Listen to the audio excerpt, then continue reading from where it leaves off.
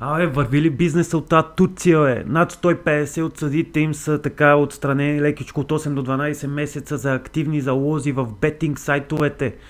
Има откъде да се учиме явно. Като повече от 50% от техните съдии имат акаунти в такива сайтове, но за 150 е доказано, че активно си така залагат. Дали на собствени мачове, дали на чужди, не знам. Като големия бум беше в мача между Гьостепе и Галатасарай, където над 5 милиона турски лири бяха заложени за червен картон в мача. Ние се учим от Турция, но те върват пред нас. И така, след като при нас над 50 активни футболисти и съдии бяха с спрени права заради бетинг, участие, активни залози и подобни работи, сега виждаме откъде се учиме. Нещата стават много дебели, аз съм сигурен, че това не е само в България и Турция, така и навсякъде, но пика беше тези над 5 милиона лири, които бяха заложени на матча Гьостепе и Галатасарай, да има червен картон. И една пак невероятно красива българска проява, така да могат ни говорят по целия свет. Локо Пловдив, Ботев Пловдив матча, вратаря на Ботев Пловдив Наумов беше ударен с бутилка с вода. Българската простотия няма край.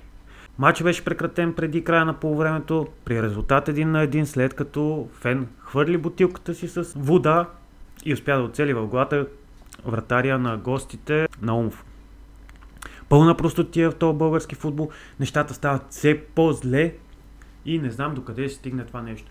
Но това е една ситуация, която не бива да се толерира. Според мен трябват едни така много дебели санкции. Да се знае. Значи човек е професионален вратар. Цел живот тренира и се бори да постигне нещо. Отива и играе срещу градския съперник и убият главата. Ами ако е с камък, ами ако е с нещо по-сериозно. Не е като да не могат да се вкарат такива по-сериозни предмети, знаеме. Поставям мнението на вас, как мислите, това нормално ли е? Постъпката нормална ли е? Трябва ли да се санкционира? По какъв начин трябва да бъде санкционирана? Пишете в коментарите. След като изкоментирахме така леката манипулация в турските резултати от мачовете, има ли смисъл въобще да ви правя прогнози за висшата лига, за българска лига или за която и да било лига? Защото нещата са много така грозни. И реших, ще правя прогнози за Шампионска лига. Надявам се там да не попаднем на някой от тези съдии. Надявам се матча да бъде реален.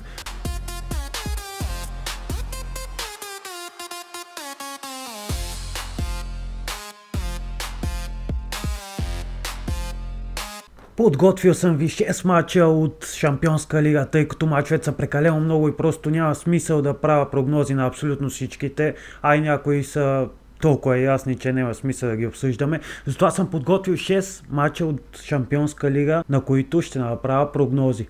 Дали ще излезат, дали не знам. Дано само съдите да не са от тия от Турция, защото тогава няма как да излезнат. Първият мач е Наполи срещу Айнтрахт.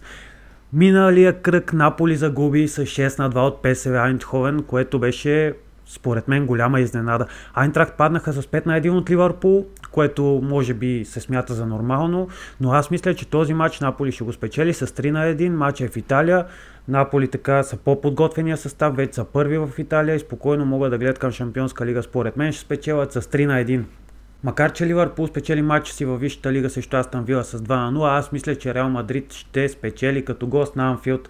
Мисля, че Килиан Мбапе ще отбележи поне 2 гола, Белингам ще асистира и резултата ще бъде с 2-0 за Реал Мадрид срещу Ливърпул като гости. Следващия матч е Аякс Галатасарай. Макар скандала в Турция, за който говорихме в началото, който е замесен Галатасарай, така да се каже, но не знам те имат ли вина или нямат.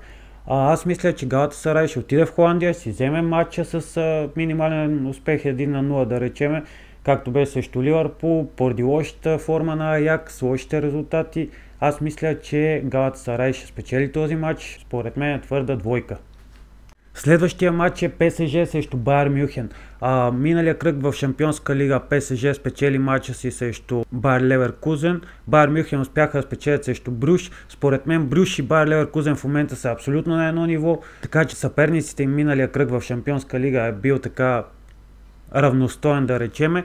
И двата отбора спечелиха с разлика. Байер Мюнхен спечелиха с 4-0, ПСЖ биха с 7-2 Байер Леверкузен. Мисля, че този матч ще бъде хикс категорично 2-2. Просто И двата отбора са твърде голями. Мисля, че този резултат ще устрои двата отбора. Крайен резултат Хикс 2-2.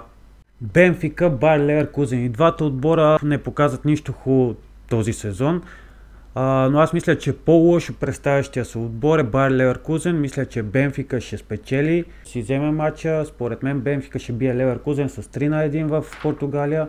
И останаха Манчестър Сити срещу Борусия Дортмунд. Аз мисля, че Холанд ще вкара на бившия си клуб поне един гол, но мисля, че и Борусия ще върне един. Мисля, че този матч ще завърши Хикс 1-1.